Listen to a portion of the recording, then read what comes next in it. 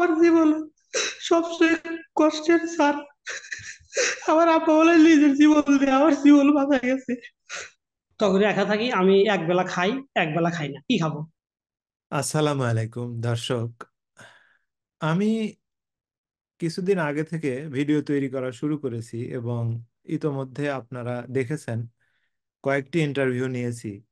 আমি কিন্তু কোনো ভিডিওর শুরুতে এভাবে বলিনি যে আপনারা দয়া করে এই ভিডিওটা খুব গুরুত্ব সহকারে দেখবেন। কিন্তু এই ভিডিওতে আমি বলছি এই ভিডিওটা দয়া করে, আপনারা তো কিবরিয়া সাহেবের অনেক ভিডিও দেখেছেন, আপনাদের অনেকের মনে হয়েছে বা উনি সত্যি অনেক ভালো ভিডিও তৈরি করেন এবং ওখানে যারা যায় অনেক রকমের মানুষ যায় এবং তাদের জীবনের বিভিন্ন রকম বৈচিত্র্য ঘটনা তুলে ধরেন। উনি চমৎকার ভিডিও বানায়। কিন্তু আমি বলবো, আমার যদি একটা ভিডিও আপনারা দেখতে চান, হয়তো আগে যদি নাও দেখে থাকেন, এই ভিডিওটা পুরোটা দেখবেন। দেখার পর এখানে আপনার সাথে আমি কথা বলতে এসেছি আসলে। আমি যতদিন হলে আপনাকে চিনি বা জানি, যে আপনি যেটা বলেন না যেটাই বলেন না কেন, হাসির ছলে হোক আর যেই ছলে হোক, সেটার মধ্যে কিছু শিক্ষণীয় মেসেজ থাকে, যা বিষয়টা আমার খুবই ভালো লাগে। আমি এখানে আজকে এসেছি যে আমার সম্পর্কে আমি কিছু বলবো। এর মধ্যে আহ, হয়তো এটা বলা, অনেকে বলে না, যেটা আমি বলবো সেটা মধ্যে কিছু শিক্ষণীয় মেসেজ রয়েছে। আমি, হ্যাঁ, বলতে চাচ্ছিলাম আমার জীবনেরই যে ঘটনাগুলো ঘটে গেছে হ্যাঁ, তুমি এখানে যে বলতে থাকো। মেসেজ। তোমার নিজের মতো করে তুমি বলতে থাকো, আমি শুনছি। আমি মোটামুটি স্কুলে বা মাদ্রাসায়, মানে ভালো বলবো না, যেহেতু এখন ভালো অবস্থানে নাই। ওই সময় পড়াশোনা করতাম এবং ভালো রেজাল্ট করতাম, বা আমার ক্লাসে এক বা দুই রোল এরকম থাকতো। তখন ক্লাস আমি এইটে পরীক্ষা দিই। এইটের আগে আমি একটা বাবার একটাই ছেলে ছিলাম, খুব আদরেরই ছিলাম, দুইটা বোন আদর ভালোবাসতো। এর আগে আমার কোনো সমস্যা হতো না। ক্লাস এইটে পাশ করার পর আমি ক্লাস নাইনে যখন উঠি, তখন আমার কিছু বন্ধু বান্ধব ছিল গ্রামে, তো প্রতিষ্ঠান, হুম। গ্রামেরই কিছু বন্ধু বান্ধব সব থাকে, আমারও ছিল। আসলে জীবনের ভুলটা আমার ওই জায়গা থেকেই, যে সৎ, ওই যে কথায় আছে যে সৎ স্বর্গে স্বর্গবাস, অসৎ স্বর্গে সর্বনাশ। যে জীবনের অসৎ ভুলটা আমার ওই সঙ্গে জায়গা থেকে শুরু হয়েছে। সর্বনাশ। হুম। জি, আমার বলো। জীবনের ভুলটা ওই জায়গা থেকে শুরু, এবং সেখান থেকে আমাকে অনেকটা আহ, আহ, পথ পাড়ি দিতে হয়েছে অনেক কষ্টের মাধ্যমে। আমি ক্লাস নাইনে পড়ি, আমার অনেক কিছু বন্ধু ছিল, তারা একদিন বলল যে আমরা আজকে পিকনিক খাবো আর কি, সবাই মিলে। দিনটা আচ্ছা। বৃহস্পতিবারের দিন ছিল। তে যখন আমরা একসাথে মিশতাম, তখন আমরা ছোট ছিলাম ক্লাস নাইনে, কিন্তু আমাদের সাথে যারা ছিল তারা আমাদের অনেক বড়, কেউ ইন্টারমিডিয়েট পাশ করছে, কেউ ইন্টারমিডিয়েটে পড়ে, মানে আমাদের সে তখন আমরা বুঝতাম না, কিন্তু তারা ঠিকই বুঝতো বিষয়গুলো। আমরা, হুম। তারা বড় ছিল, তাদের সাথে খেলাধুলা করেছি, ইভেন তাদের সাথে ঘোরাফেরা করছি, তারা যা বলতো শুনতাম আর কি। তে আমরা বললো যে আমরা আজকে পিকনিক খাবো। তে হুম। পিকনিক খাওয়া যায় সচরাচর, বন্ধু বান্ধব। তে স্কুল শেষ করে বৃহস্পতিবারের দিন আমরা, আমাদের একটা বিল ছিল, বিলের ভিতরে একটা রাস্তা আছে, রাস্তাতে বসে থাকার মতো একটা ব্রিজ আছে, ওখানেই হুম। যাই, আড্ডা দিই, বসে থাকি, ইভেন এখনো যাই ওখানে। তো সবাই মিলে দুপুর টাইম ওই জায়গায় গেছি। তো ওই বড় যারা ছিল, তারা একটা তোরা জাল নিয়ে আসছে, যেটাতে পুকুরে মাছ মারা হয়। তো হুম। নিয়ে আসার পরে ও বলতেছে যে আজকে আমরা পিকনিক খাবো, তে এই বিলের ভিতর থেকে দুইটা বা তিনটা হাঁস ধরবো, সে যারই হাঁস হোক দরকার নাই, ধরে নিয়ে এটা দিয়ে আমরা পিকনিক করব, এরকম একটা আচ্ছা। মেন্টালিটি ওরা বলছে। তখন তো আসলে ওই আহ আবেগই কাজ করছে, মানে যা বলছে তাই, এরকম একটা বিষয়। তখন ওই একজন ইয়া করে যে ধরে নিয়ে এসে ওই মানে একটা খেয়াও দিয়া তিনটা হাঁস ধরে। জীবনের আমার ভুলটা ওই জায়গা থেকে শুরু, এবং ওই এই এই ভুলের খেসারত দিতে আমার অনেক, মানে ইয়া হয়েছে, সময় লাগেছে আর কি। তো ওখান থেকে হাঁস ধরা হলো, তিনটা হাঁস ধরার পরে আমরা 10-12 জন পিকনিক খাওয়া হলো সন্ধ্যার বেলা। পরে এই বিষয়টা মানে প্রকাশ হয়ে গেল আর কি গ্রামের মধ্যে, যে ওরা এরকম মানুষের হাঁস দিয়া পিকনিক করছি, এরকম একটা বিষয় প্রকাশ হয়ে গেল। আসলে লজ্জা তখনও, কি আর বলবো, তখন একটা বিচার, গ্রাম্য বিচারের মতো হবে আর হুম কি, ডেট হলো। কিন্তু তার আগেই আমাদের মধ্যে থেকে, মানে আমরা হাঁস খাচ্ছি এটার কোনো প্রমাণ ছিল না, মানে আমরাই কয়েকজন জানতাম। কিন্তু হুম এর মধ্যে থেকে যে যার হাঁস মারছিল, জাল দিয়া, যাই জাল দিয়া মারছিল, হুম হুম, ওই হাঁস হালাতে ও মিঠাই নিছিল টাকা পয়সা দিয়া, যে যাই হোক ভুল হয়েছে, আমাদের ছেলেবেলে একটা ভুল করছে। এই এই নিয়ে আমাদের মধ্যে একটা, মানে আমাদের এই বন্ধুদের মাঝেই একটা আহ, মানে বিতর্কের সৃষ্টি হয়, একটা দ্বন্দ্বর সৃষ্টি হয়ে যায়। সৃষ্টি হওয়ার পরে আচ্ছা, আমরা দুইজনরা, ওই বন্ধুরাই পৃথক ভাবে ভাগ হয়ে যায়। কিছু ওদের মানে গ্রুপের দুই থাকে ভাগ আর হয়ে কিছু গেল। ভাগ হয়ে গেলাম। আচ্ছা। যাওয়ার পরে আমাদের আমাদের মাঝেই কিছু গন্ডগোল হয়। ক্যাসাল গন্ডগোল হওয়ার পরে বিষয়টা ময় মুরব্বীরা মানে গোপনে এটা ভ্যানিশ করে দেয়। কিন্তু আমাদের দুই ভাগ হয়ে যায়। এই একটা ভাগের একটা ছেলের মানে একটা ফ্রেন্ডের বোন ছিল, আর হুম আমাদের মাঝে একটা বন্ধু ছিল, ও ও আমাদের সাথেই ঘুরতো। তার ওই বোনের সাথে এই ছেলেটার একটা রিলেশন ছিল, এটা আমরা বুঝতাম না। এটা মানে গোপনে ছিল, এটা আমরা জানতামও না। ওই ওই আচ্ছা। চলাচল করতো ওর ভাইয়ের সাথে, সেই সুবাদে ওর ওর ওর সাথে ও মিশতো, ওর বোনের সাথে ওর রিলেশন ছিল। কিন্তু আমাদের এই হাঁস খাওয়া নিয়ে যে গন্ডগোলের যে সৃষ্টি, সেই সৃষ্টির জের ধরে ও আর বোনকে নিয়ে, তখন ও আমাদের সাথে পড়ে, ও আমাদের গ্রুপ, আমাদের সাথে ছিল। ওই গ্রুপে না, এই গ্রুপে দুই দুই ভাগ হয়েছে, আমাদের ভাগের সাথে ছিল। হুম হুম পরে ওই ওর বোনকে নিয়ে, আমাদের একজন ছিল ও সিনিয়র পার্সন লোক, ও সহযোগিতা করে ওর বোনকে নিয়ে চলে যায়। হুম, চলে যায়, থেকে পালিয়ে যায় দুজন। আল্লাহর কসম, আমি এগুলোর কিছু জানতাম না। শুধু শুনতে পাইলাম একদিন পরে যে ও অমুকের ছেলে, অমুকের মেয়ে অমুকের সাথে পালিয়ে গেছে। তে আচ্ছা। তখন ও আমরা সবাই একসাথে ঘুরতাম। আমি তখন ক্লাস 9-এ উঠছি, ও 9-এই পড়ে। মেয়েটা হুম 7-এ না 8-এ পড়ে। ছোট, সবাই ছোট আমরা। তখন এই পালিয়ে যায়। পরে আমাদের মতকারী একজন ছিল, আর খালার বাসায় নিয়ে গেছিল, ওখানে বিয়ে শাদী দিয়া দিছে। কিন্তু মূল বিষয় হচ্ছে যে ওই ছেলের আর ওই মেয়ে পাওয়া যায় না। পরবর্তীতে সময়ে ওই মেয়ের বাবা থানায় মামলা করে, আচ্ছা। এবং মামলা করার পরে আমরা যে 5 জন ছিলাম, যে 5 জন হাঁসের সাথে সম্পৃক্ত ছিলাম, হুম হুম, সিরিয়াল করে এই 5 জনকে আসামি দেওয়া হয়। আচ্ছা। জীবনের ছন্দপতন এখান থেকেই আমার শুরু। আসামি দেওয়ার পরে পুলিশ বাড়িতে আসে, এইরকম ভাবে আমাদেরকে ধরার জন্য হয়রানি করে। আমরা বিভিন্ন জায়গায় পালিয়ে থাকি। সামনে ক্লাস 9-এ পরীক্ষা দিলাম। এই পালানো থাকা অবস্থায় ক্লাস 9-এ পরীক্ষা দিলাম, ভালোভাবে পড়াশোনা করতে পারি না।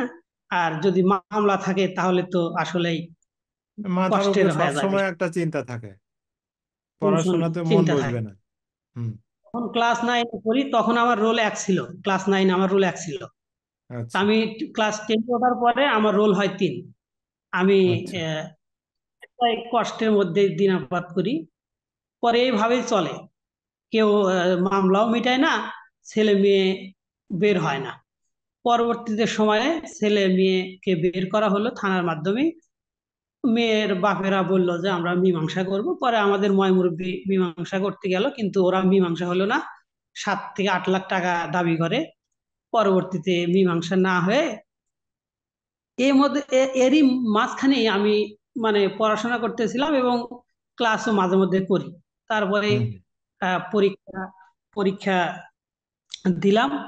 পরীক্ষাতে মোটামুটি একটা ভালো রেজাল্ট হইলো, মোটামুটি হইলো আর কি। আমি 4.94 ওই অবস্থায় পাই। হুম, আচ্ছা। পরবর্তীতে আমি ওই বছরই 2014-13 শেষে এই মামলা না মেটার কারণে আমাকে আহ, আহ, অনেক, মানে চেষ্টা করার পরেও যখন হলো না, তখন কোর্টে আমার আব্বারা মানে সবাই মিলে একটা জামিনের ব্যবস্থা করার জন্য আমাদেরকে হাজিরা দেওয়া হয়। এবং ওই হাজিরাতে আমাদেরকে মানে আটকে দেওয়া হয়। পরবর্তীতে ওখান থেকে মানে জেল হাজতে পাঠায়। ওখানে আমি 4 দিন ছিলাম। চার আচ্ছা। দিন ছিলাম 4 দিন পরে আব্বা এবং আমার অনেক ক্ষতি বৃদ্ধি করে 4 দিন পরে আমাকে ঈদের আগে নিয়ে আসছিল, অনেক ক্ষতি করে অনেক টাকা দিয়া বিভিন্ন ভাবে তারা খুব দ্রুত জামিন করে বের করে নিয়ে আসছে। তখন আমি নিয়ে আসার পরে মানে আমার এই বিষয়ে কোনো দোষ বা আমি জানতাম না, সত্য কথা এই মামলা এখন শেষ হয়ে গেছে, মামলার বিষয়ে আর কোনো কিছু নাই, সবকিছু হয়ে গেছে। এখন আচ্ছা। বললে তো আর কোনো সমস্যার কিছু নাই, তারপরে বলছি। তারপর আসার পরে আমি লজ্জায় ঘৃণায় মানুষের কাছে মুখ দেখাইতে পারি না যে অমুকের ছেলে জেল কাটছে, এই যে একটা কথা। পরে আমি ইন্টারমিডিয়েটে ভর্তি হই।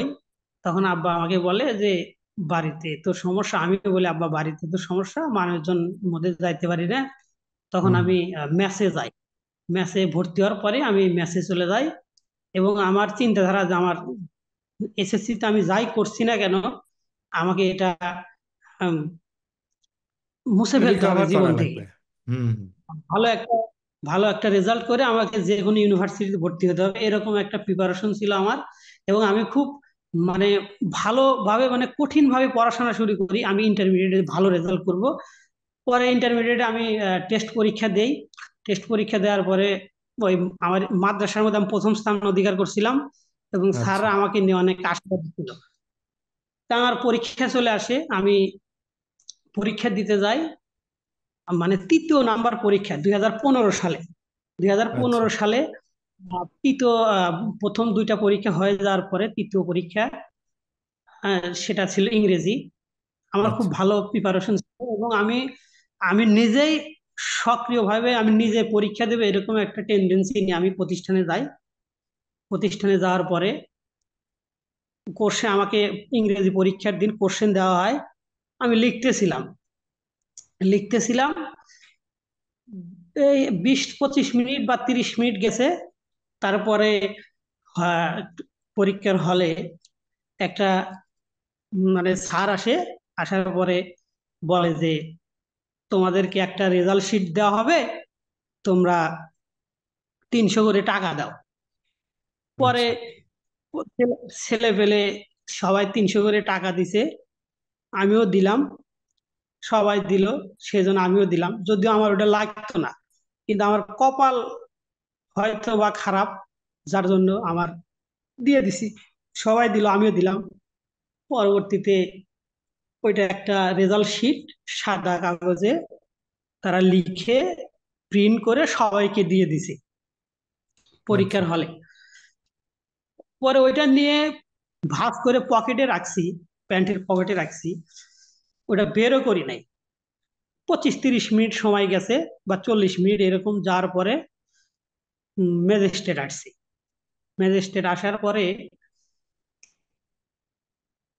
দারোয়ান ছিল না, দারোয়ান কোথায় যেত, গেটে ছিল না। ও সরাসরি এসে আমাদের রুমেই মানে ঢুকে পড়ছে ওরা 3 জন। তখন স্যার আচ্ছা। সবাইকে বললো যে ম্যাজিস্ট্রেট আসছে, তোমরা একটু ইয়ে হও। পরে আমরা সবাই বসে পরীক্ষা দিচ্ছিলাম। তে আমার সামনে ব্রেঞ্চে একটা ছেলে ছিল, ও একটু মানে এদিক সেদিক করছে, ম্যাচটাকে ওকে মানে টার্গেট করছে যে বলা কাছে আসলো, আসা বললো যে স্ট্যান্ড আপ। পরে আমার ওই ম্যাজিস্ট্রেট ওরে দাঁড়াইতে কইছে। দাঁড়াতে করার পরে আমাকে বলতে যে ছেলে তুমিও দাঁড়াও, তুমি স্ট্যান্ড আপ। পরে আমিও দাঁড়াচ্ছি। পরে আমার পিছনে একজন ছিল, ওরেও দাঁড় করাইছে। দাঁড় করার হুম। পরে ওই ম্যাজিস্ট্রেট ওই সামনে এবং পিছনে কাউকে কিছু না বলে সরাসরি আমার পকেটে হাত দিছে। সরাসরি আমার পকেটে হাত দিছে। হাত দেওয়া মাত্র স্যার যে কাগজটা আমাকে 2 মিনিট আগে দিল, ঠিক হুম। সেই কাগজটাই একদম ফটোকপি করার পরে যে কাগজ থেকে একটা গরম যে একটা ইয়া বোঝা যায়, এরকম হ্যাঁ, হ্যাঁ। একটা কাগজ স্যার তখন হাত থেকে নিল। নেওয়ার পরে স্যার আমার খাতাটা নিয়ে যায়।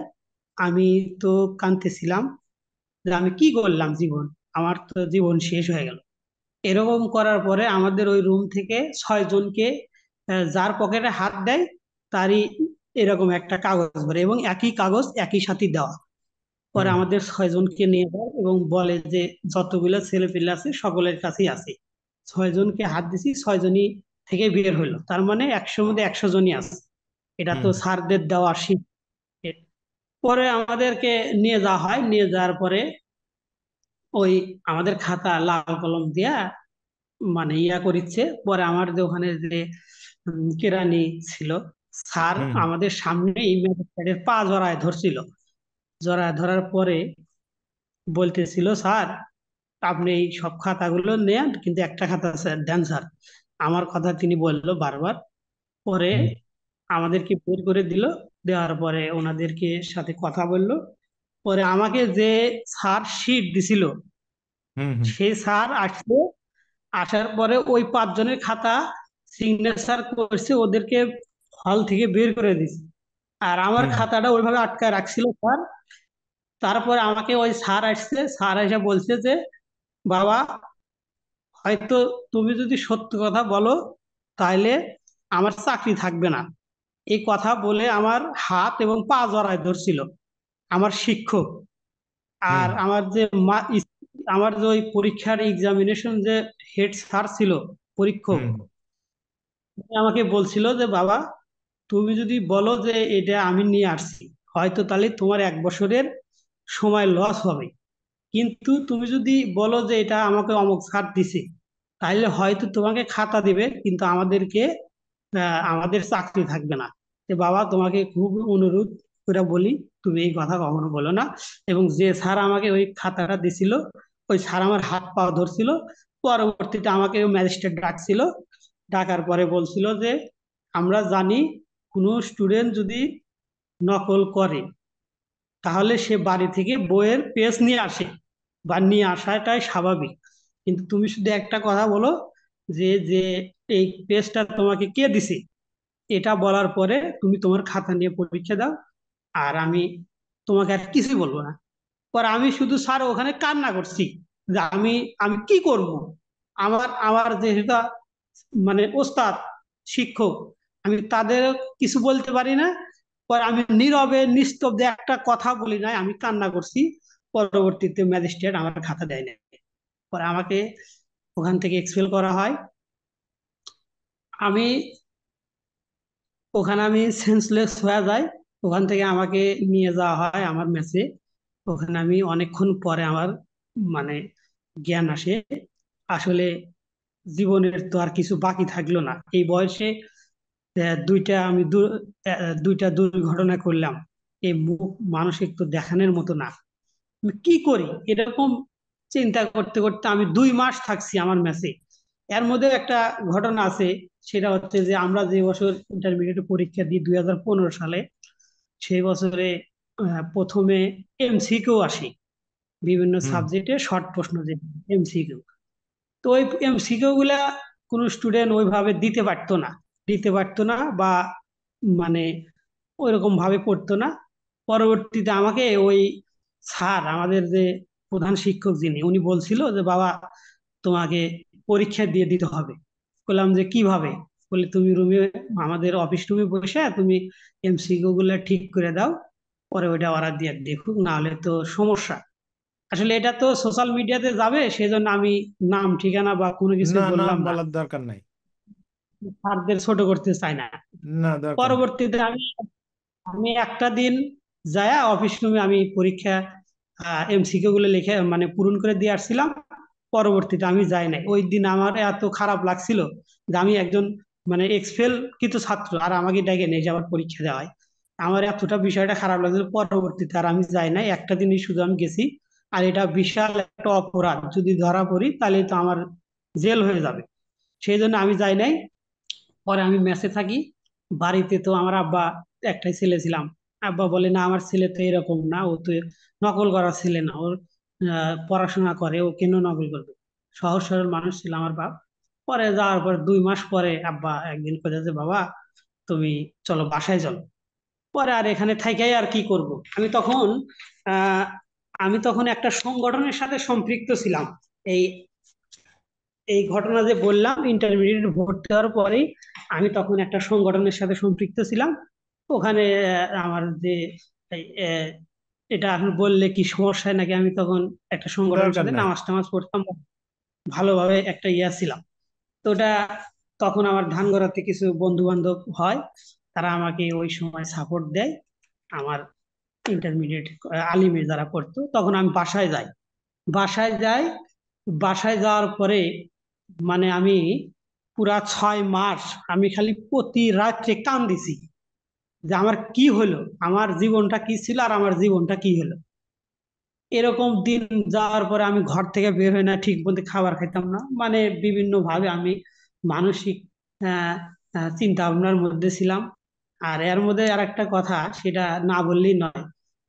আমি যখন ক্লাস 9-এ পড়তাম, তখন থেকে একটা মেয়ের সাথে আমি কথা বলতাম ফোনে। এখন এটা তো আচ্ছা। এখানে বলতে এসেছি, এখানে কোনো লজ্জা বা শরমের কিছু নাই, এটা না, তুমি বলার জন্য নামটা আসছে। বলো না, তাহলেই কোনো সমস্যা নাই। মেয়ের সাথে, আমাদের গ্রামের একটা মেয়ের সাথে কথা বলতাম, বা একটা মানে ছোটবেলায় মানুষের যেরকম আবেগে যেরকম ওই রকমই হুম ছিলাম। হুম। তো আমার বই খাটার পরে ওই, তারপরেও আমার সাথে কথা বলতো, বা আমরা একটা মানে মানে যোগাযোগ ছিল। কিন্তু আমি আচ্ছা যখন এক্সপেল করি, তখন ওইটা এই এই বিষয়টা আমার গ্রামের অধিকাংশ মানুষই জানতো, এবং আমার বাপ মা এবং ওর বাবা মা মামা মামি সবাই জানতো আর কি। আর আমি যখন এক্সপেল করার পর এটা যখন প্রকাশ হয়ে যায়, তখন ওর সাথে আমার সম্পর্ক থাকে না। ও আমাকে এক পর্যায়ে, মানে আমার সাথে ওর কোনো যোগাযোগ নাই। ও অনেক কথা বলতো, মানে আমার মানে কষ্টের পুরে আরো ও অনেক কথা বলতো। পরবর্তীতে আচ্ছা দেখা যায় যে ওটার সাথে আমার যোগাযোগ হয়নি। ওরও কিছুদিনের মধ্যে বিয়ে শাদী দিয়ে দেয় বা পরিবার থেকে। আর আমি যোগাযোগ কি টোটালি বন্ধ। আর আমি তো এক্সেল যাওয়ার পরে আমি তো মানসিক ভাবে অনেকটা বিকারগ্রস্ত হয়ে যায়। পরবর্তীতে আমার একটা অসুখ হয়। এই অবস্থায় থাকতে থাকতে আমার অসুখ হয়। অসুখটা হচ্ছে যে আমার কোমরে ব্যথা হয়, মানে আচ্ছা কোমরের পিছন সাইডে প্রচন্ড ব্যথা। মানে আমি মানে স্থির থাকতে পারি না, সব সময়ের জন্য ব্যথা, শুধু চিল্লাইতে থাকি চিল্লাই থাকি। আমি দীর্ঘ 6 থেকে 7 মাস আমার এরকম ব্যথা। আমি বগুড়াতে, শেরপুরে, বগুড়াতে এমন কোনো জায়গা নাই, এমন কোনো ডাক্তার নাই ভালোর কথা যাই বলছে হুম সেখানেই হুম। দেখাছি। এবং আমার আব্বার ক্যাশ টাকা ছিল, ছোট মানে উনি উনি ওর আব্বার জীবন থেকে ছোট ছোট ব্যবসা করতো, কিছু ক্যাশ হুম হুম। টাকা গচ্ছিত ছিল। এগুলো টাকা আচ্ছা দিয়ে আমাকে চিকিৎসা করে। পরে কোনোতেই আমার কোনো কিছুতেই আমার এই ব্যথা কমে না, কোমরের ব্যথা কমে না। না কমার কারণে আমি ঢাকা ফিরোজ আহমেদ কুরাইশির কাছে যাই। হ্যাঁ, আচ্ছা ওখানে আমি 4 পাক গেছি, মানে 3 পাক ডাক্তারকে দেখাচ্ছি, 4 পাক জায়গা, 4 পাকের বেলা মানে 3 মাসের 3 মাসের শেষে ডাক্তার সাহেব বলতেছে আপনি যতদিন বেঁচে থাকবেন আপনার এই ওষুধ খেয়ে বেঁচে থাকা লাগবে। মানে ব্যথার বড়ি দিছে, ওইটা খাইলে কিছুক্ষণ ভালো হয়, আবার যেরকম ব্যথা এরকম হয়। তো একদিন আমি শুয়ে আছি, ডাক্তার এক পর্যায়ে আমাকে এই কথা বললো যে আপনার আর আসার দরকার নাই, আপনি বাসায় যান, আর যতদিন ভালো নয় এই ওষুধ খান। তখন আমি ভাবলাম যে হয়তো আমি আর বাঁচবো না, ডাক্তার সাহেব এইভাবেই বলে দিল। একদিন আব্বা শুক্রবারে, আব্বা, আমি তো চিল্লাচ্ছি, পরে আব্বা দেখি জুমার নামাজ পড়ে আসলো। আসার পরে বলতেছে বাবা তোমার কষ্ট তো আমার আর সহ্য হয় না। তা আজকে নামাজ পড়লাম আর আল্লাহকে বললাম, আল্লাহ বেটা আমার ছেলেকে আর কষ্ট দিও না, ওর পরিবর্তে আমাকে তুমি কষ্ট দাও। এরকম একটা কথা বলে আব্বা দেখি যে চোখের পানি ফেলছে। চোখের পানি ফেলে আমার মাথা হাতাইতেছে। পরে এইরকম একটা ঘটনা হওয়ার পরে শনিবার চলে গেল। আমি রোববারের দিন আব্বাকে বললাম, আব্বা আমি একটু এক জায়গাতে যাব। কোথায় কোথায় যাবে, আমি সাথে যাই। বললাম না আপনি যাই না, আমি ওষুধ খাইলে আবার আধা ঘন্টা 1 ঘন্টা আমি ভালো থাকি, আবার ওষুধ শেষ হয়ে আচ্ছা যায় আবার আমার ব্যথা ধরে। তা আমি তখন ওষুধ খেয়ে আমি করলাম যে আমি একটু বগুড়া যাব, তা আপনি আমাকে কিছু টাকা দেন। পরে আব্বা আমাকে বললো যে কত টাকা, বললাম দেন 1000 1500 দেন। পরে আমাকে 2500 না 2600 টাকা আমাকে দিল, ওই যাও। তখন আমাকে টাকা দেওয়ার 2600 টাকা দেওয়ার পরে আমি বগুড়াতে যাই। মানে আমার মনটা টানছে যে আমার যেদিক দু চোখ যায় আমি সেদিকে যাম, আমি আর এই আমার জন্য আমার পরিবারে টাকা পয়সা লস, আমার বাবা মার এত কষ্ট আমার ভালো লাগে না, আমি একদিন চলে যাবো, আমি আসবো না। তখন আমি বগুড়াতে যাই। যাওয়ার পরে শহীদ জিয়াউর রহমান মেডিকেল কলেজে আমি এমনি আমার মন টানছে, পরে যাওয়ার পরে আমি 10 টাকা দিয়ে একটা টিকিট কাটছি। কাটার পরে আর এই যে আমার এতগুলো ঘটনা হলো, আমার আত্মীয় স্বজন বা আমার মানে কেউ কিন্তু আমার পাশে তখন ছিল না, বা আসেও নাই কখনো, দেখেও নাই যে কি হয়েছে না হয়েছে। তখন হুম আমার মনের একটা কষ্টের বিষয় আছে। আর আমি তো তখন বাঁচবো না বা বাঁচি না, এরকম একটা চিন্তাধারা আমার ভিতরে। পরে আমি এম এ গাফফার নামে একটা ডাক্তার, আল্লাহ তাকে নেখায়ের দান করুক, ওর নাক আচ্ছা কান গলা ডাক্তার। আমার শরীর মাজায় ব্যথা, আমার কেমন জানি মনে হলো যে আজকে আমি অনেক ডাক্তারই তো দেখাচ্ছি, আজকে নাক কান গলার একজন ডাক্তার দেখাবো, আমার এরকম একটা আচ্ছা ভিতরে কাজ করলো। পরে আমি ওই 10 টাকা দিয়ে টিকিট কেটে আমি এম এ গাফফার স্যারের কাছে দেখালাম। দেখার পরে আমি ওই আচ্ছা। ঢাকা বগুড়ার সমস্ত কাগজপত্র নিয়ে গেছি। পরে স্যার সব রুগী দেখার শেষে আমার কাগজপত্র গুলো দেখলো। দেখার পরে আমি বললাম, স্যার আমাকে তো এরকম ভাবে ফেরত দেওয়া হয়েছে। যখন কুরাইশি স্যারের কাগজ দেখলো তখন তার মধ্যে একটা দেখি আলাদা একটা কিউরিওসিটি কাজ করলো দেখার জন্য, যে এত বড় হুম মানে ডাক্তার ফেল করছে ওখানে, দেখি কি হয়েছে। তখন আমাকে বললো যে বাবা তোমার তো আর কোথাও মানে পরীক্ষা করার জায়গা নাই, সব কাগজই তো আছে। শুধু হুম তোমার হুম। এই গলাটুকু পরীক্ষা করা হয় নাই, যে তুমি এই গলাটুকু একটা এক্স রে করে নিয়ে আসো। পরে ও একটা এক্স রে লেখা দিল, আমি 400 টাকা দিয়ে ওখান থেকে করে নিয়ে আসলাম। নিয়ে আসার পরে আচ্ছা। তখন আমার শরীরে প্রচন্ড ব্যথা করছে, ব্যথা করতেছে। তখন আমার হুম। শরীরে প্রচন্ড ব্যথা করতেছে। তখন আমি ওই এক্স রে করার পরে স্যার আমাকে সরি স্যার, ফোন আসছিল একটু।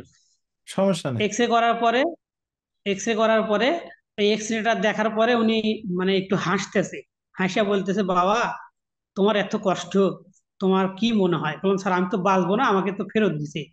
বলে, তোমাকে আজকে আমি অপারেশন করে দেবো, তোমার এখনই তোমার ব্যথা ভালো হয়ে যাবে। পরে গেলাম, আমি বললাম আমি কাঁদতেছি ব্যথার কারণে। পরে গেলাম, স্যার আপনি অপারেশন করেন। পরে বললে এটা তো একটা গ্রান্ডার লাগে অপারেশন করলে। পরে আমার বগুড়াতে এক আমার ভাগনা থাকতো, ওরে ফোন দিছি, ও এসে একটা স্বাক্ষর দিয়ে গেছে, আমার সাথে কেউ নাই। পরে স্যার আহ, মানে ওটিতে নিয়ে গেছে আমাকে বিকাল 4টার দিকে। নিয়ে হুম যাওয়ার পরে কয়, তোমার সাথে কি কেউ আছে? বলে আমার সাথে কেউ নাই। তখন কি করলো, যে তোমাকে যে আমরা মানে অজ্ঞান করব, তোমাকে রিসিভ করবো কিটা? বললাম, স্যার আমার তো বাপ মাও নাই, ভাইও নাই, কেউ নাই, ধরেন আমি তিন ছল, আপনি অবসর করেন, তা বাদে এখানে ফালা দিয়ে থুয়ে আমি হুঁশ ফিরলে আমি একলাই যাবো। পরে স্যারটা অনেক মজার মানুষ, ওটিতে নিয়ে এরা আমাকে বলতেছে কি, এটা তো ইয়াং ছেলে, শরীরে শক্তি বল সবই আছে, এটা ই করতে হবে না, এটা অজ্ঞান করতে হবে না, একে এমনি অপারেশনটা আমরা মানে করে দিই। বললাম, স্যার করে দেন, আমি তো ব্যথায় চিল্লাতেছি। পরে ওই গরু যেরকম জবাই করে স্যার, ওই রকম আমাকে দুই পা দুই হাত এরকম মানুষ ধরে আমার ঘাট ধরে আমার এই যে যে দেখেন, এই যে দেখা যায় নাকি গলাতে একটা দাগ আছে, আচ্ছা এখানে আমার অপারেশন করা হয়। অপারেশন করা হয় এখানে একটা গুটির মতো মাংস এই জায়গায় বাইরে গেছিল ভিতরে। পরে এর কারণে ওই মাজা দিয়া রগে রক্তটা ঠিক মতো চলাচল করতে পারতো না, যার কারণে ব্যথা হইতো। পরে এটা বের আচ্ছা। করলো, বের করার পরে আমি তো মানে কোন মেডিসিন ছাড়া শরীর কেটে অপারেশন করা, এটা তো কতটা কষ্টদায়ক হতে পারে স্যার। পরে এটা আমি তো কেউ চিল্লাচ্ছিলাম। চিন্তাও করতে পারবে না। এটা আসলে কঠিন একটা জিনিস। পরবর্তীতে এটা যে সময় বের করা হলো, তখন দেখি আমার কোমরের ব্যথাটা ভালো হয়ে গেল আচ্ছা। তাৎক্ষণিক। বের করে হুম উনি একটু শরীরটা এদিক সেদিক টিপে টিপে দিল, তারপরে দেখি আমার কোমরের ব্যথাটা ভালো হয়ে গেল। উনি যা বলছিল তাই। পরে আমার এই ব্যথাতে আমাকে আবার ইনফেকশন করছিল, পরবর্তীতে আবার এগুলা ইয়া করে মানে এতটা কষ্ট হয়েছে তা বলার জন্য। আমি অপারেশন থেকে ওটি থেকে বের করে দেওয়ার পরে আমাকে বাইরে রাখছে। পরে আমি ওই জায়গায় সেন্সলেস গেছি। পরে এক বৃদ্ধা মহিলা আমাকে ওখান থেকে পানি টানি দিছে, অনেক সেবা যত্ন করার পরে আমাকে উনি তিনটা তিনতলা না চারতলাতে নিয়ে গেছিল। পরে ওই মহিলা আমাকে অনেকদিন সেবা করছে, মানে দয়া করছে। পরে আমি আব্বাকে ফোন দিছি, আমি বলছি যে একমাত্র আপনি ছাড়া জানি কেউ আসে না, আপনি আসেন। পরে আব্বা আসছে, দেখে যে আমি অপারেশন করে আমি মাথায় ব্যথা ভালো হয়ে গেছে। পরে আমাকে টাকা দিয়ে গেলাম, 14 দিন ওখানে থাকছি। আমার মামা আসছিল আমার সাথে দেখা করার জন্য। আমি দেখা করি নাই, মোবাইল বন্ধ করে রাখছিলাম। আব্বা আচ্ছা। আইসা ফোন দিছে, পরে আমি দেখা করি নাই। মনের দুঃখে আমি দেখা করি নাই। হুম। পরে 14 দিন পরে আমি বাড়ি গেছি। আমার এই অপারেশন করার পর আমি ভালো হয়ে গেছি। ভালো হয়ে যায় বাড়ি গেছি। আমি পরবর্তী সময়ে আমি পরীক্ষা দেব 2016 সালে। তার জন্য আমি প্রিপারেশন নিচ্ছি, এবং ঘর থেকে আমি বাইরে যাই না। আমি প্রিপারেশন নিই যে আমার জীবনে যা হয়েছে হয়েছে, আমার ইন্টার পাস করে ভালো যায়, ভালো কিছু করতে হবে। পরবর্তীতে কিছুদিন পরে, 1-1.5 মাস পরে আব্বা আমাকে একদিন ডাক দিচ্ছে। ডাক দিয়া বলতেছে, বাবা, মানে আব্বার এরকম আমার জীবনে তার কোনো অসুখ বিসুখ ওইরকম কিছু আমি দেখি নাই, গুরুত্বপূর্ণ অসুখ কিছু দেখি না, মাঝে মাঝে জ্বর টর আসছে এরকম। তা হুম। আব্বা বলতো যে, বাবা আমার তো পেটে কিরকম জানো, পেটটা কিরকম যেন ফুলা ফুলা লাগে, ফুলা ফুলা লাগে আমার তো, পেটের সমস্যা, খাবার টাবার হজম হচ্ছে না, বাথরুম হচ্ছে না। পরে আমি ওষুধ মষুধ অনেক কিছু এনে খাইলো, তারপরও সারে না।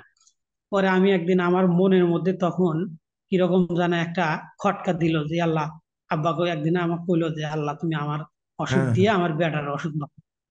এই কথা স্যার আমার মনের মধ্যে আর কোনো সময় জানা। পরে আমি ডাইরেক্ট আব্বা করছি যে একটা শার্ট গাই দেন। পরে একটা শার্ট গাই দিয়ে আমি নামাজ পড়ে আছি, শার্ট গাই দিয়ে আব্বা আর আমি তখন ঢাকা গেছি। ঢাকা তখন ওই ফিরোজ আহমেদ কুরাশির কাছে গেছি।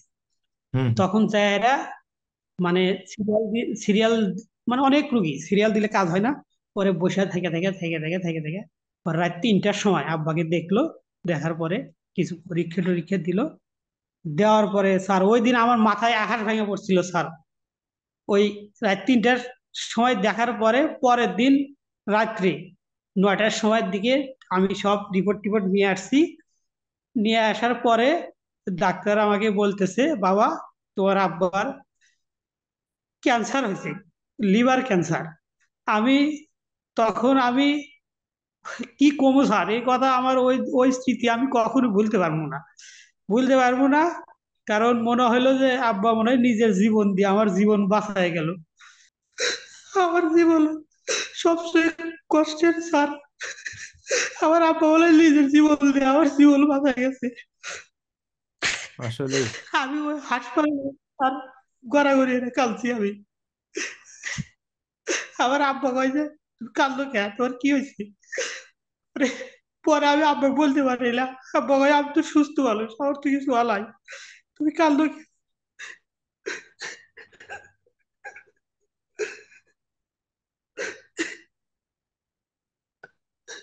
আল্লাহ।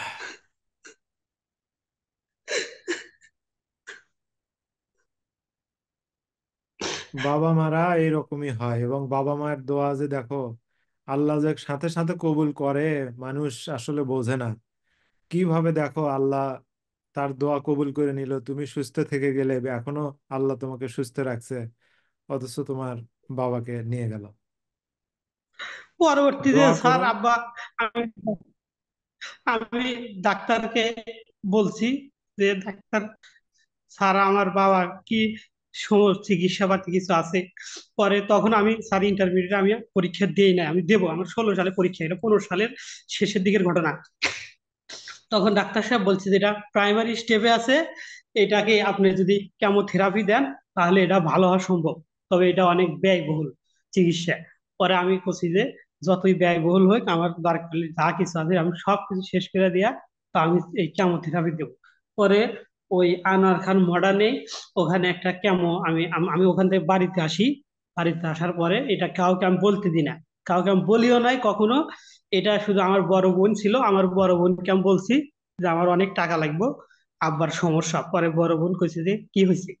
পরে আমি বলছি যে এই এই সমস্যা। কয় তাহলে তুমি যা পারো করো, তোমার যা লাগবে আমরা সহজে সাথে আমি টাকা সংগ্রহ করে দিয়েছি।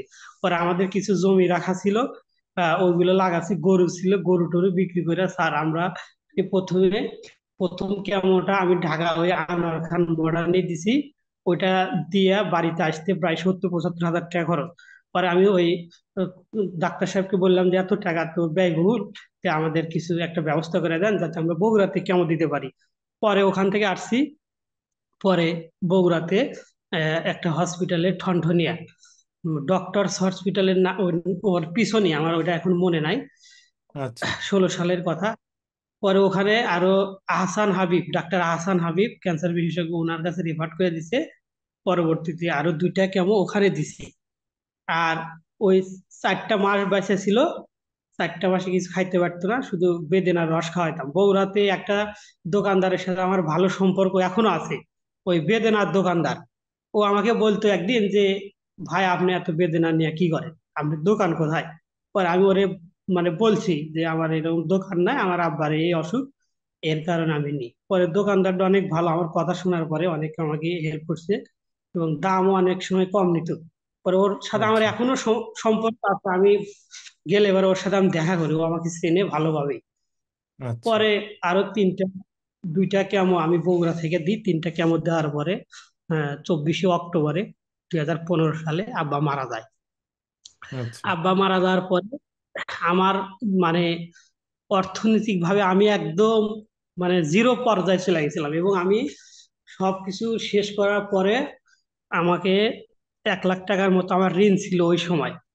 তখন হুম আর আমার আব্বা যখন মারা যায় তখন আমাকে বলছিল যে, বাবা তোমার জন্য কিছু রেখা যেতে পারলাম না, তুমি তো সব চিকিৎসা করে শেষ করে দিলা, আমার দোয়া থাকলো তোমার জন্য। এভাবে বললো। পরে একদিন রাত্রে আব্বা মারা গেল। এই এই ঘটনার পরে, মারা যাওয়ার পরে আমি, আমার দুইটা বোন আমার অনেকে অনেক উপকার করছে স্যার। দুইটা বোন আচ্ছা মানে আমার সংসারে এবং আমাকে, আমি তখন ছাত্র, তারাও অনেক ওই আব্বা অসুস্থতার মাঝে অনেক উপকার করছে। করার পরে ওদেরও সংসারে টান পড়ান চলে যায়, চলে। আসলে তো গ্রামের মানুষ অত সচ্ছল না। হ্যাঁ হ্যাঁ পরে আমার বড় বোনটা তখন ঢাকায় থাকে, জামাই দুলাভাই আর আপা দুজনই গার্মেন্টসে চাকরি করে। এবং আপা তখন চাকরি ছেড়ে দিয়ে চলে আসছিল 3-4 মাস। পরে ওর একটা বাচ্চা ছিল। বাচ্চাটা তখন 2 বছর বয়স। তখন আব্বা মারা যাওয়ার পরে 15-20 দিন পরে আমি আর আমার মা থাকি, আর ওর বোন থাকে তখন। ও বলে যে, মা আমাদের তো সবাই অনেক ক্ষতিগ্রস্ত হয়ে গেল, তে আব্বাও মারা গেল, সংসার তো এখন চালানো কঠিন, তে তুমি একটু আমার কাছে চলো, তুমি আমার এই ছেলেটাকে দেখবে আর আমরা দুজন চাকরি করবো। পরে আমিও বললাম, আমার খালা এবং মামারাও বললো যে, তুমি তাহলে তোমার বড় মেয়ের কাছে থাকো আর গেদা বাড়িতে থাক, একটা কিছু করো। পরে ও আমার মাকে নিয়ে ওরা চলে যায়। আর আমার ছোট বোন, আমি তার স্বামীর বাড়িতে সংসার করে, আমার বাড়ি থেকে 3 কিলো দূরে চান্দাইগোনা বাজারের সাথেই তার বাড়ি। আমি এখন একা থাকি, বাসায় আমি একা থাকি স্যার। জীবনের দেখেন ভুলটা আমি আরেকবার করছি। দেখেন আমি তখন একা থাকি, আমি একবেলা খাই, একবেলা খাই না, কি খাবো? রান্না করার আচ্ছা মতো অবস্থান নাই, রান্না আমাকেই করতে হয়। চাল থাকলে খাওয়ার মতো অবস্থান নাই, আমি একবার খাইয়া থাকি, একবার না খেয়ে থাকি। বাড়িতে কোনো মানুষ নাই। ওই ছোট বোনের বাড়ি তো স্যার দিনে 3 বেলা যায়, খাওয়া যায় না, বাড়ি থেকে তিন তাই কিলো তো দূরে। হুম আমি যখন এসএসসি পাশ করি তখন আব্বাকে বলি যে, আমাকে মোটর সাইকেল কিনে দেওয়া লাগবে, আমি কলেজে যাব, একটা মোটর সাইকেল আমাকে দেন, এটা আমার শখ। পরে আমার আব্বা ওই একটা মোটর সাইকেল আমাকে কিনে দেয়, তখনই ওই 85-86 হাজার টাকা দিয়ে কিনে দিছিল। ওই গাড়িটা আমার তখনও ছিল। আচ্ছা তখন আব্বা, আমার মা ঢাকা চলে গেল, আমি বাড়িতে একা থাকি। আমার কোথাও যাওয়ার মতো অবস্থান নাই, মানে চাকরিও নাই, সামনে পরীক্ষা দেব, মানে একটা দ্বিধা দ্বন্দ্বের মধ্যে আমি বাড়িতে অমনি থাকি, আর মনে অনেক কষ্ট আমি থাকি।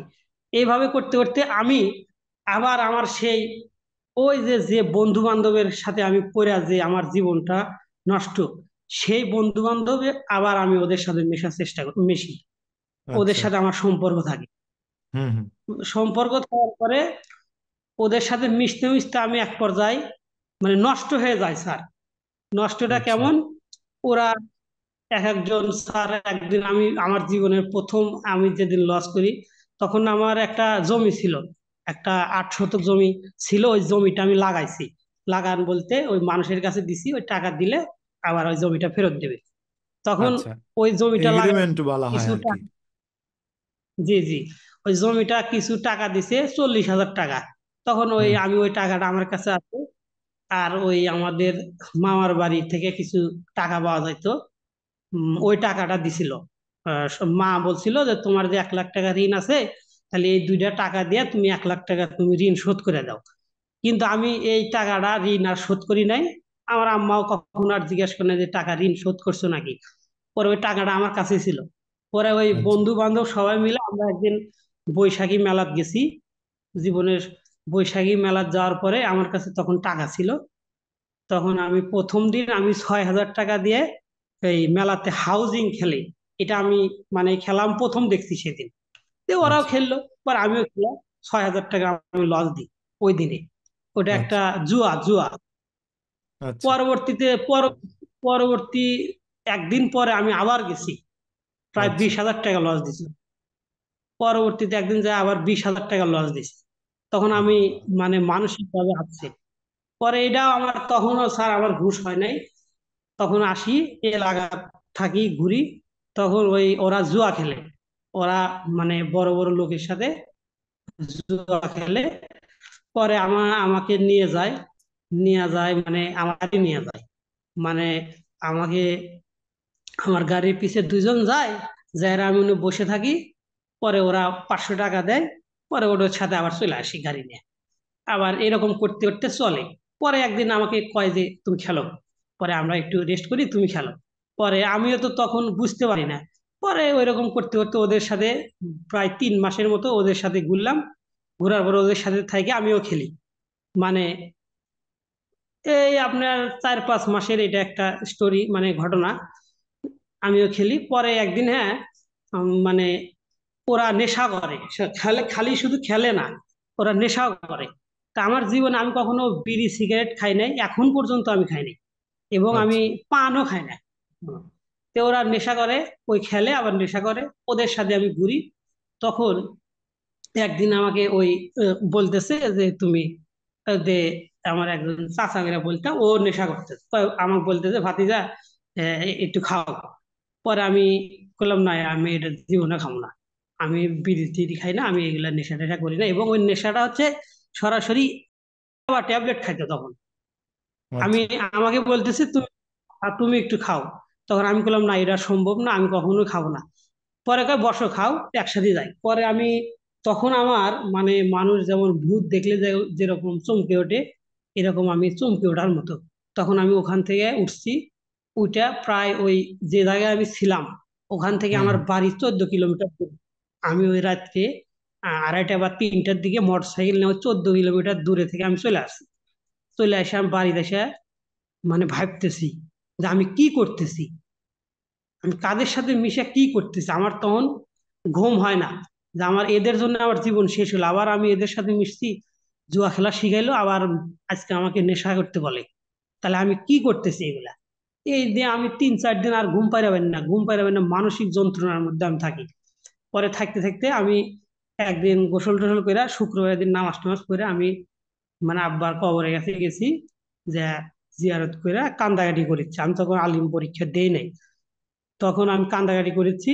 আর আল্লাহর কাছে আমি তওবা করতেছি, আল্লাহ আমি ভুল করছি, আমাকে একটা পথ দে। আমি নামাজ পড়তাম। যে আমি একদিন আমি তাহাজ্জুদের নামাজ পড়ে আমি হাওমা করে ঘরের মধ্যে কাঁদতেছি, যে আল্লাহ আমার জীবন কোন থেকে কোন হইলো। পরে হুম। আমি দোয়া করছি যে বলে অভিভাবক আপনি, তাহলে আমার অভিভাবক তো আপনি, আপনি আমাকে দেখেন। পরে এর কিছুদিন পরে আলিম পরীক্ষা হয়। আমি ওদের সাথে আর সঙ্গ টোটালি বন্ধ, ওদের নাম্বার মানে আমার যে সিমটা ছিল ওই সিমটা আমি বন্ধ করে রাখছি। এবং ওদের সাথে আমার কোনো যোগাযোগ নাই এখন পর্যন্ত, কোনো যোগাযোগ নাই। আমি ওদের, ওরা যদি এক জায়গায় থাকে আমি ওই জায়গায় এখন পর্যন্ত যাই না। যেহেতু গ্রামের মানুষ দেখা হয়, এখন পর্যন্ত আমি ওদের সাথে আমি এখনো কথাও কই না, মিশিও না, যাইও না। তারপরে ইন্টার পরীক্ষা দিই।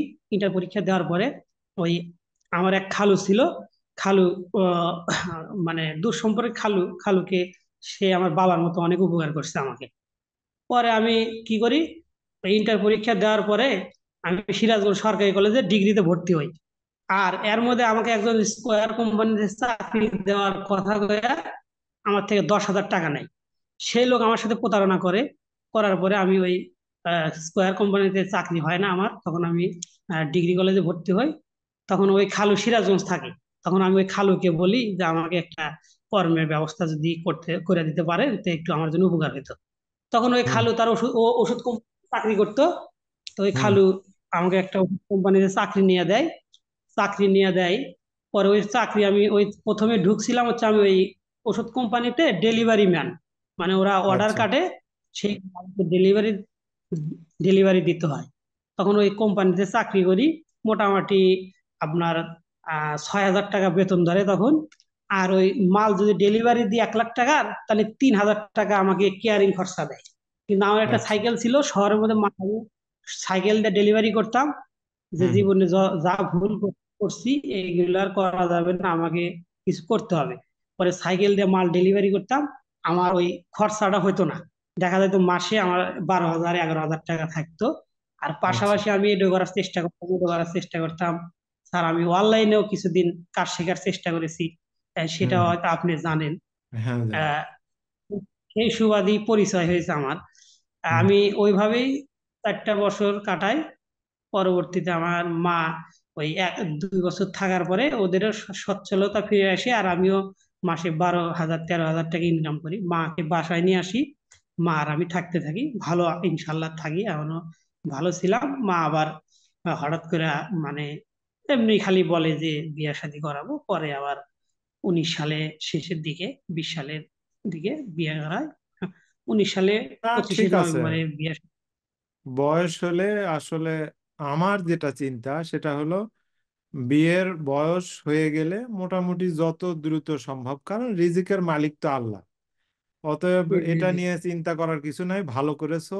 কারণ হচ্ছে বিয়ে করলে সেই মানুষটার রিজিক তোমার কাছে আল্লাহ তো দেবে, তোমার মাধ্যমেই তারটাও আসবে। এই যে সন্তান আসছে না, কোন দিক দিয়ে আল্লাহ দেবে তুমি বুঝতে পারবে না। অতএব জি।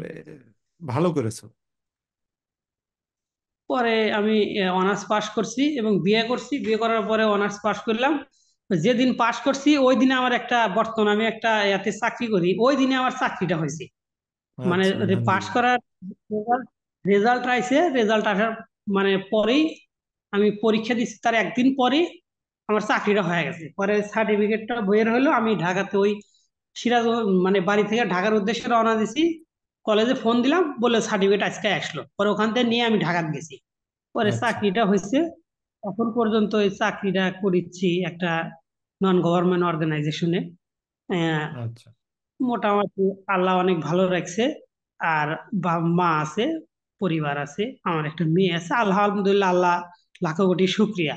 তবে আমি এই যে এতগুলা কথা বললাম, এই বলার উদ্দেশ্য আমার একটাই, সেটা হচ্ছে যে সৎ স্বর্গে স্বর্গবাস, অসৎ স্বর্গে সর্বনাশ। আমার বলার উৎস হলো যে আমি জীবনে মানে বন্ধু বা সঙ্গী বাছাই করতে ভুল করেছিলাম, যার কারণে আমার জীবনের অনেক ক্ষতি হয়েছে। লক্ষ লক্ষ টাকা গেছে। আমি আমার বাবাকে হারিয়েছি আমার মনে হয়, এবং আমি মানে অনেক কিছু হারিয়েছি। হর- হয়তো আল্লাহ রাব্বুল আলামিন বলছে, অমাকারু অমাকারুল্লাহ আল্লাহ খায়রুল মাকিরিন, অর্থাৎ আল্লাহ তাআলাই উত্তম পরিকল্পনাকারী। হুম। কিন্তু তারপরেও মানুষেরও তো মানে হাতে ধারা কিছু কর্ম হয়ে থাকে, এই কর্মেরই কারণে অনেক কিছুই, অনেক ভুল ভ্রান্তি হয়ে মানুষকে তো থাকে, যার স্বাধীন কারণে হিসাব। মানুষকে স্বাধীন চিন্তা করার শক্তি তো দেওয়া হয়েছে, যার ফলেই তো মানুষের বিচার হবে।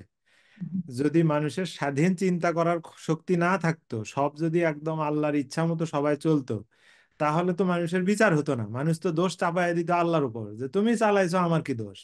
তো মানুষকে তো স্বাধীন চিন্তা করার ক্ষমতা দেওয়া হয়েছে, ভালো মন্দ বেছে নেওয়ার ক্ষমতা দেওয়া হয়েছে। তো তুমি মন্দর পাল্লায় পড়েছিলে এবং অসৎ সঙ্গে সর্বনাশ যা করার করেছো।